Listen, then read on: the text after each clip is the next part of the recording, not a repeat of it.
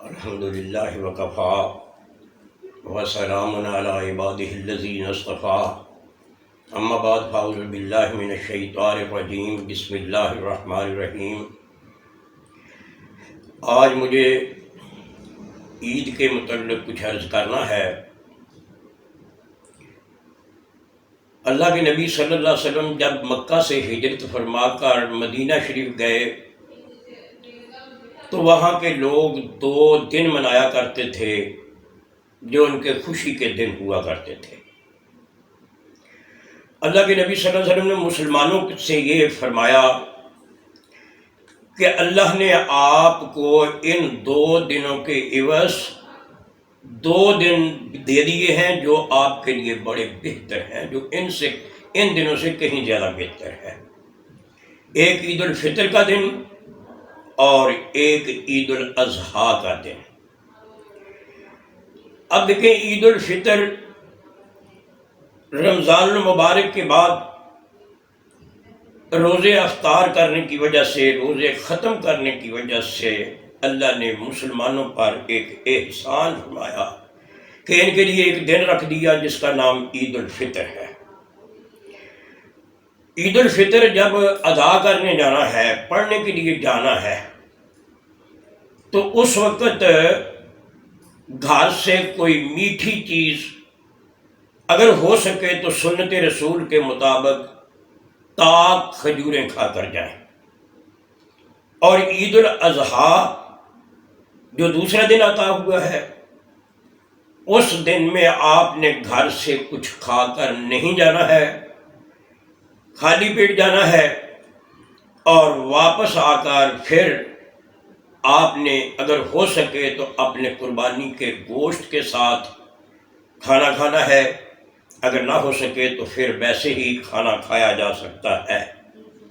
مگر یہ بات یاد رکھ لینا کہ کوئی آدمی اگر عید الاضحیٰ کے دن یہ کہتا ہے کہ روزہ ہے میرا، تو وہ غلط ہے، کیونکہ عید کے دن روزہ نہیں ہے، روزہ شیطان کا روزہ ہوتا ہے عید کے دن۔ اب اللہ کے نبی صلی اللہ علیہ وسلم کا فرمان ہے کہ عید کے لیے سب مرد عورتیں عیدگاہ میں پہنچے، حتیٰ کہ بچے تک بھی وہاں پہنچے۔ جب عید کی نماز ہو، وہ عورتیں جنہوں نے نماز ادا نہیں کرنی ہوتی ہے وہ الگ ہو جائیں، اور مسلمانوں کی جب اجتماعی دعا ہو تو اس میں وہ شامل ہو جائیں۔ یہ بات اتنی اہمیت کی حامل ہے کہ اجتماعی دعا جو ہے اس میں آپ لوگوں سب نے شامل ہونا ہے۔ پھر یہ بات کا بھی خیال رکھنا چاہیے کہ عید والے دن عید کی نماز سے پہلے، سورج طلوع ہونے کے بعد، اور عید کی نماز کے بعد ظہر کی نماز سے پہلے کوئی نفلی نماز نہیں ہے۔ کوئی کہے کہ میں فارغ ہوں، چلو اشراق پڑھ لیتا ہوں، اس کی کوئی نماز نہیں ہے، کیونکہ عید کی اہمیت اس قدر ہے کہ اللہ کی ذات نے یہ نماز نفل جو ہے وہ سب کی سب آپ کو حکم ہے کہ نہیں ادا کرنی ہے۔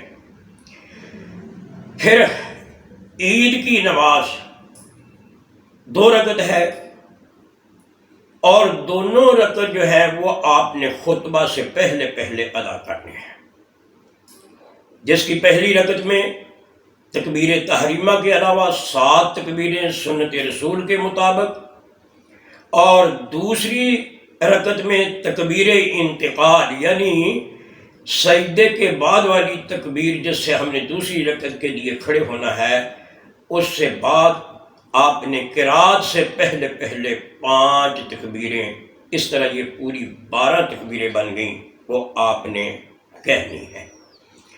عیدگاہ میں خطبہ عید کی نماز کے بعد ہے، ممبر عیدگاہ میں نہیں لے جانا ہے۔ ہو سکے سنت رسول کے مطابق آپ اگر کھلا میدان مل جائے تو وہاں پر عید ادا کیجیے، اگر نہ ہو تو اللہ کے نبی صلی اللہ علیہ وسلم نے بوجہ مجبوری مسجد میں بھی نماز ادا کی ہے، صحابہ نے بھی کی ہے، جبکہ بہت بارش ہو رہی تھی، باہر نکلنا مشکل تھا، اللہ کے نبی نے عید کی نماز مسجد میں ہی ادا کی۔ اس طرح مسجد میں بھی نماز ادا کی جا سکتی ہے۔ مروان بن حکم پہلا وہ شخص ہے جس نے عید کا خطبہ نماز سے پہلے دیا کہ لوگ بعد میں بیٹھتے نہیں ہیں، لہذا میں پہلے خطبہ دیتا ہوں، اور اسی نے نبی اکرم صلی اللہ علیہ وسلم کی مخالفت میں عیدگاہ میں ممبر لے جانے کا اہتمام کیا۔ نبی اکرم صلی اللہ علیہ وسلم عیدگاہ میں ممبر نہیں لے جایا کرتے تھے۔ اور یہ جو عید کا خطبہ ہے، صحابی بیان کرتے ہیں، قالا السنۃ ان یخطب الامام فی العیدین خطبتین یفصل بینہما بجلوس۔ اللہ کے نبی صلی اللہ علیہ وسلم کی سنت یہ ہے کہ خطیب دو خطبوں کے درمیان بیٹھے اور بیٹھنے کے بعد پھر کھڑا ہو کر خطبہ دے۔ یہ دو خطبے ہو جائیں گے۔ یہ نبی اکرم صلی اللہ علیہ وسلم کے سنت طریقہ ہے۔ ایک اس میں یہ بات بھی یاد رکھنی چاہیے کہ جب آپ نے عید پڑھنے کے لیے جانا ہے اس وقت اور راستہ سے جائیں، اور جب واپس آنا ہے تو اور راستہ سے آئیں۔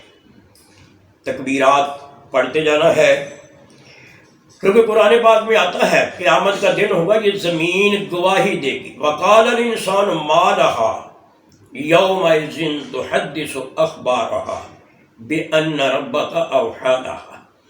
یہ زمین گواہی دے رہی ہوگی۔ اگر آپ کے پاؤں کہیں ایسی جگہ پر جس میں گناہ کا کام ہے چل کر گئے ہیں تو زمین آپ کے خلاف، اور اگر آپ نیکی کے کام کی طرف گئے ہیں تو زمین آپ کی موافقت میں گواہی دے رہی ہوگی۔ اس لیے آپ نے تکبیرات پڑھتے ہی ایک راستہ سے جانا ہے اور دوسرے راستہ سے واپس آنا ہے، تاکہ زمین زیادہ سے زیادہ آپ کے معاملہ میں، آپ کی حمایت میں قیامت کے دن گواہی دے سکے۔ عید کی نماز ادا کرنے کے بعد صحابہ کا بھی یہی معمول تھا، خلفائے راشدین کے دور میں بھی یہی رہا کہ جو عید پڑھنے کے بعد دوسرے سے ملتا تو وہ کہتا تقبل اللہ منا ومنکا۔ یہ ہمارے ایک رواج ہے کہ عید مبارک، عید مبارک۔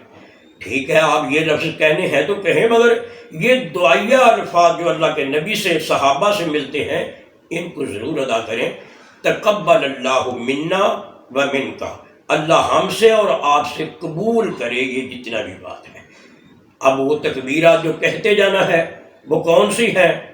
دارقطنی کے الفاظ ہیں کہ اللہ اکبر، اللہ اکبر، لا الہ الا اللہ واللہ اکبر، اللہ اکبر وللہ الحمد۔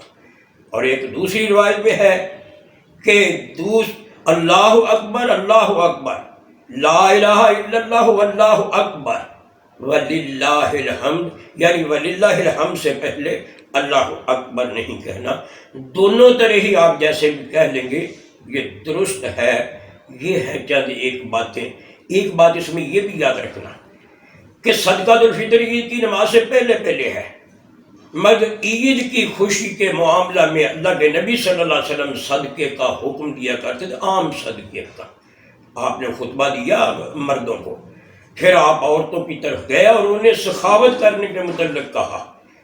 صحابہ کرام اور ان عورتوں نے جو آپ صلی اللہ علیہ وسلم کی صحابیات ہیں، انہوں نے اپنے بالیاں اتار کر، اپنے کنگن اتار کر، اپنے یہ زیورات اتار کر حضرت بلال رضی اللہ تعالی عنہ کی جھولی میں ڈالے تھے۔